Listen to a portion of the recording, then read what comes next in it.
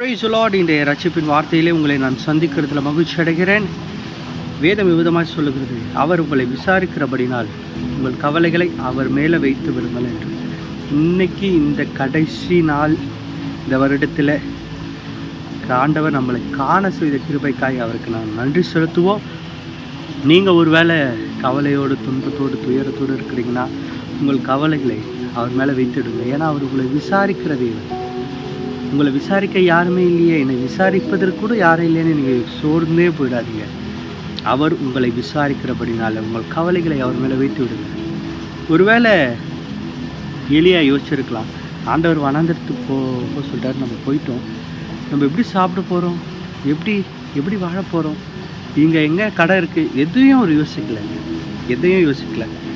ஏன்னா அவர் விசாரிக்கிற தேவன் அவரோடு இருக்கிறான்னு அவருக்கு தெரியும். ஏன்னா எல்லா கவலையும் அவர் மேலே வச்சுட்டு இவர் பாட்டு அவர் வேலையை பார்க்குறார். காகங்கள் மூலம் போஷித்த தேவன் அல்லவா அவர்.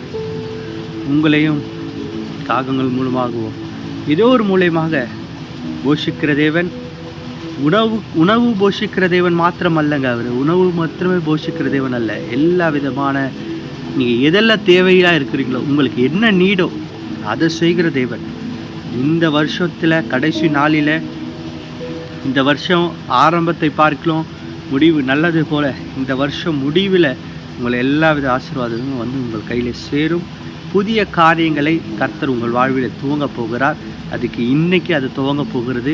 வருகிற நாளையிலேருந்து புதிய ஆண்டுக்குள்ளே புதிய காரியங்களுக்குள்ளாய் கர்த்தர் உங்களை வழிநடத்தி கொண்டு போவார் என்ற விசுவாசம் எனக்கு இருக்குது. நீங்களும் விசுவாசிங்க, கர்த்தரை நம்புங்க, உங்கள் கவலைகளை அவர் மேலே வைத்து விடுங்கள். கர்த்தர் தாமே இந்த வார்த்தைகளை உங்கள் குடும்பங்களையும் ஆசீர்வதிப்பாராக. Have a nice day. God bless you.